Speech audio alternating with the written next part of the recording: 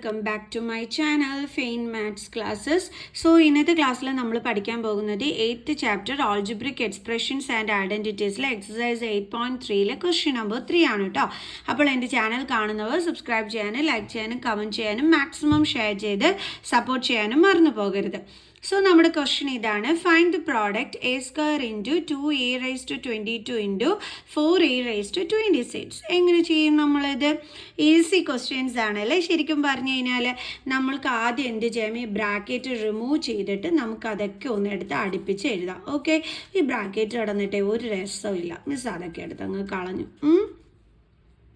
ഇനി നമ്മളിത് എങ്ങനെയാണ് എൻ്റെ മക്കൾസേ ചെയ്യേണ്ടുള്ളത്? നമ്മൾ നോക്കിക്കഴിഞ്ഞ് കഴിഞ്ഞാൽ ഇവിടെ എല്ലാം തന്നെ എന്താണ്, സെയിം വേരിയബിൾ ആണ് കിടക്കുന്നത് അല്ലേ. സെയിം വേരിയബിൾ ആണെങ്കിൽ മിസ് എന്താ പറഞ്ഞു തന്നിട്ടുള്ളത്, അതിൻ്റെ പവറുകൾ തമ്മിൽ ആഡ് ചെയ്താൽ മതിയെന്ന്. അപ്പോൾ ഈസി അല്ലേ. ആദ്യം അപ്പോൾ നമുക്ക് എന്ത് ചെയ്യാം, ഇതിൻ്റെ കോഫിഷ്യൻ്റായ 2ഉം 4ഉം കൂടി തമ്മിൽ മൾട്ടിപ്ലൈ ചെയ്യാം. ഓക്കെ, അപ്പോൾ നമുക്ക് 2 × 4 എന്ത് കിട്ടും, 8.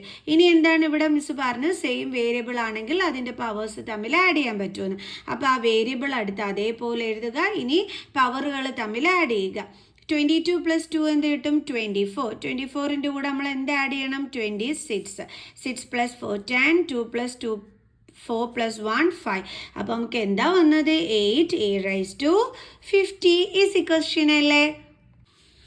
ഇനി നമ്മുടെ second question 2/3xy into -9/10 into x²y². അപ്പോൾ ആദ്യം നമുക്ക് ആ ബ്രാക്കറ്റ് എടുത്ത് കളഞ്ഞിട്ടൊന്ന് എഴുതാം. ഒരു രസമില്ലേ ബ്രാക്കറ്റ് കിടന്നവർക്ക് അല്ലേ. Okay, x² y². ഇനി അപ്പോൾ നമ്മളിവിടെ എന്താ ചെയ്യാൻ പോകണേന്ന് അറിയാവോ, ദാ ഈ 2ഉം ദാ ഈ 10ഉം കൂടി തമ്മിൽ നമുക്ക് കട്ട് ചെയ്യാൻ പറ്റുമല്ലോ. എന്തുകൊണ്ടാണ്, 2ൻ്റെ ടേബിൾസിൽ 10 ഉണ്ട് അല്ലേ. അപ്പോൾ 2 1s are 2, 2 5s are 10. ഇങ്ങനെ കട്ട് ചെയ്യാൻ പറ്റുമെന്നും കൂടി നമ്മൾ നോക്കിക്കോണവേ. ഇനി 3ഉം 9ഉം കൂടി കട്ട് ചെയ്യാമല്ലോ. 3ൻ്റെ ടേബിൾസിൽ എന്തുണ്ട്, 9 ഉണ്ട്. 3ൻ്റെ ടേബിൾസിൽ 3ഉം ഉണ്ട്. അപ്പോൾ 3 1s are 3, 3 3s are 9. Okay, ഇനി ന്യൂമറേറ്ററിൽ എന്തൊക്കെയാണ് ഉള്ളത്, 1ഉം -3 അല്ലേ. അപ്പോൾ 1 × -3 എന്താ നമുക്ക് വരുന്നത്, -3. ഓക്കെ, ഡിനോമിനേറ്ററിൽ എന്തുണ്ട്, 5. അപ്പോൾ അതും നമ്മളിവിടെ എടുത്ത് എഴുതി. ഇനി ഇവിടെ നോക്കിക്കേ, ഇവിടെയും എക്സ് ഉണ്ട് ഇവിടെയും എക്സ് ഉണ്ട്. അപ്പോൾ ഇതിൻ്റെ പവർ തമ്മിൽ ആഡ് ചെയ്താൽ പോരെ, എക്സ് എടുത്ത് എഴുതിയിട്ട്. അപ്പോൾ എക്സ് ഇവിടെ എടുത്ത് എഴുതി. ഇവിടെ 2 ആണ്, ഇവിടെ ഒന്നുമില്ലെങ്കിൽ എന്തുണ്ട്, 1. സോ 2 + 1 എന്ത് കിട്ടി, 3. ദെൻ അടുത്ത y എടുത്ത് എഴുതി. ഇവിടെ yയുടെ പവർ ഒന്നുമില്ലെങ്കിൽ 1 ഉണ്ട് അല്ലേ. അപ്പോൾ ഇവിടെ 2 ആണ് പവർ. അപ്പോൾ 2 + 1 എന്ത് കിട്ടും, 3. അപ്പോൾ നമ്മുടെ ഫൈനൽ ആൻസർ എന്താണ്, -3/5 x³ y³. ഇനി നമുക്ക് അടുത്ത ക്വസ്റ്റ്യൻ ചെയ്യാം. അടുത്തത് -10/3 p³ ഇൻറ്റു 6/5 p³ ഓക്കെ, ആദ്യം നമുക്ക് ബ്രാക്കറ്റ് എടുത്ത് കളയാം. -10/3 p³ into 6/5 p³ into q. ഇവിടെ നമുക്ക് കട്ട് ചെയ്യാൻ വല്ലതും ഉണ്ടോ എന്നൊക്കെ നമുക്ക് നോക്കാം. ഈ 3ഉം ദാ ഈ 6ഉം കൂടി കട്ട് ചെയ്തൂടെ. 3ൻ്റെ ടേബിൾസിൽ എന്തുണ്ട്, 6 ഉണ്ട്. അപ്പോൾ 3 1s are 3, 3 2s are 6. അതേപോലെ 5ഉം 10ഉം കൂടി കട്ട് ചെയ്യാൻ പറ്റും. 5 1s are 5, 5 2s are 10. ഇനി നമുക്കിവിടെ ന്യൂമറേറ്ററിൽ എന്തൊക്കെയുള്ളത്, 2ഉം 2ഉം. 2 2s are എന്താണ്, 4. പിന്നെ ഇവിടെ എന്തുണ്ട്, നെഗറ്റീവ് സൈൻ.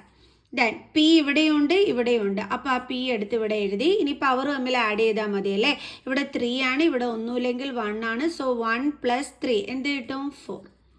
ദെൻ ക്യൂ ഇവിടെ 3 ആണ്, ഇവിടെ ഒന്നുമില്ലെങ്കിൽ എന്തുണ്ട്, 1. സോ 3 + 1 എന്താണ്, 4. അപ്പോൾ നമുക്ക് കിട്ടിയ ആൻസർ എന്താണ്, -4 p⁻4 q⁴. ഡിനോമിനേറ്ററിൽ 1 ആണുള്ളത്. അപ്പോൾ -4/1 എന്താണ്, -4 ആണ്.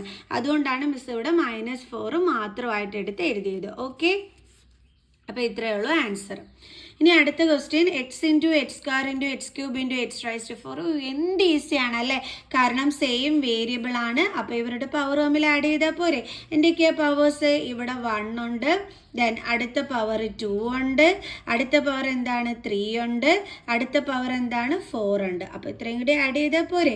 അപ്പോൾ x⁻1 + 2 3, 3 + 3 6, 6 + 4 10. സോ അപ്പോൾ എന്താ ആൻസർ കിട്ടിയത്, x⁻10. ഈസി ക്വസ്റ്റ്യൻസ് ആയിരുന്നു. അപ്പോൾ നമുക്ക് ഇതിൻ്റെ അടുത്ത ക്വസ്റ്റ്യനുമായിട്ട് അടുത്ത വീഡിയോയിൽ കാണുന്നത് വരെ ബൈ.